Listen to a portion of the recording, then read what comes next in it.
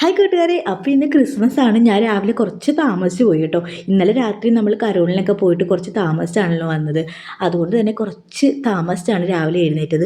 എഴുന്നേറ്റെങ്കിലും രാവിലെ ജോലി ചെയ്യാൻ ഭയങ്കര മടി പിടിച്ചിങ്ങനെ ഇരിക്കുകയായിരുന്നു കേട്ടോ. എങ്കിലും പറ്റില്ല, ക്രിസ്മസ് ആയതുകൊണ്ട് തന്നെ കുറച്ച് സ്പെഷ്യലായിട്ടുള്ള ഫുഡൊക്കെ ഉണ്ടാക്കാനുണ്ട്. പിന്നെ പാത്രമൊക്കെ കഴുകാനും അങ്ങനെ ഒരുപാട് ജോലികൾ കിടന്നു. ഇന്നലെ രാത്രി ഞാൻ ഒന്നും ഒതുക്കിയില്ല. രാത്രി കരോളിനൊക്കെ പോയിട്ട് വന്നപ്പോൾ നന്നായിട്ട് താമസിച്ചിട്ടുണ്ടായിരുന്നു. അപ്പം വേഗം തന്നെ വന്ന് ചോറൊക്കെ കഴിച്ചിട്ട് കിടന്നുറങ്ങി. അതുകൊണ്ട് തന്നെ പാത്രങ്ങൾ ഒരുപാട് കഴുകാനുണ്ടായിരുന്നു. അങ്ങനെ രാവിലെ എഴുന്നേറ്റപ്പോഴും താമസിച്ചുകൊണ്ട് തന്നെ ഇന്നത്തെ ജോലി മുഴുവൻ ഇങ്ങനെ താമസിച്ച് നിൽക്കുകയാണ് കേട്ടോ. രാവിലത്തെ ബ്രേക്ക്ഫാസ്റ്റിനുള്ള അപ്പവും കടലക്കറിയൊക്കെ ഒരുവിധം റെഡി ആയി കഴിഞ്ഞപ്പോൾ കുറച്ച് നേരം റെസ്റ്റ് എടുക്കാമെന്ന് പറഞ്ഞിരിക്കുകയായിരുന്നു. അപ്പോഴാണ് അച്ഛനും മോളും കൂടി പോയി ഉച്ചക്കലത്തേക്കുള്ള എന്തെങ്കിലും ഫുഡിനുള്ള സാധനങ്ങളൊക്കെ വാങ്ങി വരാമെന്നും പറഞ്ഞ് പോയത് കേട്ടോ. ചിക്കൻ വാങ്ങാമെന്ന് പറഞ്ഞാണ് പോയത്. അങ്ങനെ അവർ പോയ സമയത്തിനെങ്കിൽ ഞാൻ വിചാരിച്ചു ചിക്കനുള്ള കുറച്ച് സവാളയൊക്കെ അരിഞ്ഞു വെക്കാം. അപ്പോൾ അവർ ചിക്കനും കൊണ്ട് വരുമ്പോൾ എനിക്ക് പെട്ടെന്ന് കറി വെക്കാമല്ലോ എന്ന് വിചാരിച്ചു. അങ്ങനെ അവർ കുറച്ച് നേരം കഴിഞ്ഞപ്പോഴാണ് കേട്ടോ വന്നപ്പോൾ അച്ചു ഒരു പ്ലം കേക്കും കൂടെ വാങ്ങിയിട്ടുണ്ടായിരുന്നു. അച്ചുവിന് ഇന്നലെ കരോളിന് പോയപ്പോൾ കുറച്ച് പൈസയൊക്കെ കിട്ടിയിട്ടുണ്ടായിരുന്നല്ലോ, അപ്പോൾ ആ പൈസയ്ക്ക് വാങ്ങിയതാണ് കേട്ടോ. പക്ഷേ അവൾക്ക് പ്ലം കേക്ക് അങ്ങനെ വലിയ ഇഷ്ടമൊന്നുമല്ല. പിന്നെ ചിക്കനൊക്കെ കഴുകി ഞാൻ വേഗം തന്നെ ചിക്കൻ കറി ആക്കിയേ. ചെറിയൊരു ബിരിയാണി വെക്കാനുള്ള പ്ലാൻ ഉണ്ട്. അപ്പം നമ്മുടെ ചിക്കൻ കറി വെന്ത സമയത്ത് ഞാൻ കുറച്ച് കറിവേപ്പിലയും മല്ലിയിലയൊക്കെ തൂകി അതങ്ങോട്ട് മാറ്റി വെച്ചിട്ടുണ്ട് കേട്ടോ. സാധാ രീതിയിലാണ് ഞാൻ ചിക്കൻ കറി വെച്ചത്. അതുകൊണ്ടാണ് കേട്ടോ ഞാൻ റെസിപ്പി ഒന്ന് വീണ്ടും പറയാഞ്ഞത്. നിങ്ങൾക്ക് ബോറടിക്കേണ്ടെന്ന് വിചാരിച്ചു.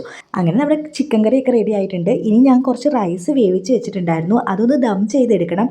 അതിലേക്ക് വേണ്ടി കുറച്ച് മല്ലിയിലയും പിന്നെ നമ്മുടെ സവാളയും അണ്ടിപ്പരിപ്പ് മുന്തിരിങ്ങയൊക്കെ ഞാൻ നെയ്ക്കകത്തൊന്ന് മൂപ്പിച്ചെടുത്തേ.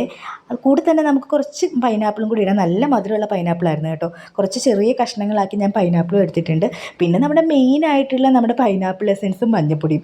എനിക്ക് പിന്നെ ചോറ് മഞ്ഞ കളറിലായില്ലെങ്കിൽ എന്തോ പോലെയാണ്. അതുകൊണ്ട് അത് രണ്ടും ഞാൻ എടുത്ത് വെച്ച് നമുക്കിനി ദം ചെയ്യാമേ. കുറച്ച് ചോറിട്ട് നമുക്ക് പിന്നെ ഈ ഐറ്റംസ് എല്ലാം അതിൻ്റെ പുറത്തേക്ക് ഇട്ട് കൊടുത്ത് പിന്നെ നമ്മുടെ വീണ്ടും ചോറിട്ട് അങ്ങനെ 2-3 ലെയറായിട്ട് ഇങ്ങനെ ചെയ്തു വരികയാണ്. ഇത് തന്നെയാണ് എൻ്റെ സെയിം എല്ലാ ബിരിയാണിയുടേതും. ചെമ്മീൻ ബിരിയാണി ആയാലും ചിക്കൻ ബിരിയാണി ആയാലും ബീഫ് ബിരിയാണി ആയാലും എല്ലാം ഇങ്ങനെ തന്നെയാണ് കേട്ടോ. അതിൻ്റെ ഇടയ്ക്കാണ് ചേട്ടൻ കുറച്ച് രാവിലെ വൈൻ കൊണ്ടുവന്നിട്ടുണ്ടായിരുന്നു. അപ്പം ഞാൻ നമ്മുടെ ബിരിയാണിയൊക്കെ ദം ചെയ്യാൻ വെച്ചിട്ട് വന്ന് നമ്മുടെ വൈനൊന്നും എടുത്ത് കുടിച്ച് നോക്കി. നല്ല ടേസ്റ്റ് ഉണ്ടായിരുന്നു കേട്ടോ. പിന്നെ ചേട്ടനും ഞാനും കൂടി ഇരുന്ന് ചോറൊക്കെ കഴിച്ച ശേഷം ഞങ്ങൾക്ക് വർക്ക്ഷോപ്പ് വരുന്ന് പോകണമായിരുന്നു കേട്ടോ. എൻ്റെ വണ്ടി ഇന്നലെ ഒന്ന് കംപ്ലയിൻ്റ് ആയി. അപ്പോൾ ഞാൻ വർക്ക്ഷോപ്പിൽ കൊടുത്തിട്ടുണ്ടായിരുന്നു. അപ്പം വിളിച്ചു ചോദിച്ചപ്പോൾ പറഞ്ഞു വന്നോ ശരിയായിരിക്കുകയാണെന്ന്. അപ്പം ചേട്ടനുള്ളപ്പോൾ എനിക്ക് പോകാൻ എളുപ്പമാണ്. അല്ലെങ്കിൽ പിന്നെ എനിക്ക് പോകാൻ പാടാണ്, ഞാൻ ഒറ്റയ്ക്ക് പോകണം. അപ്പോൾ ചേട്ടനാകുമ്പോൾ എന്നെ കൊണ്ടുവിടും, തിരിച്ച് പിന്നെ എനിക്ക് വണ്ടി എടുത്തുകൊണ്ട് വരാമല്ലോ. അങ്ങനെ വർക്ക്ഷോപ്പിലെത്തി ചേട്ടൻ എൻ്റെ അവിടെ ഇറക്കിയിട്ട് ചേട്ടൻ അങ്ങ് പോയി. അങ്ങനെ ഞാൻ പിന്നെ വണ്ടിയൊക്കെ എടുത്തുകൊണ്ട് തിരിച്ച് വീട്ടിലോട്ട് പോവാണ് കേട്ടോ. അപ്പോൾ നമ്മുടെ വീഡിയോ ഇഷ്ടമായാൽ ലൈക്ക് ചെയ്യാനും കമൻറ്റ് ചെയ്യാനും മറക്കില്ലേ കൂട്ടുകാരെ. അപ്പോൾ അടുത്തൊരു വീഡിയോയുമായി വീണ്ടും കാണാം കൂട്ടുകാരെ. ബായ്.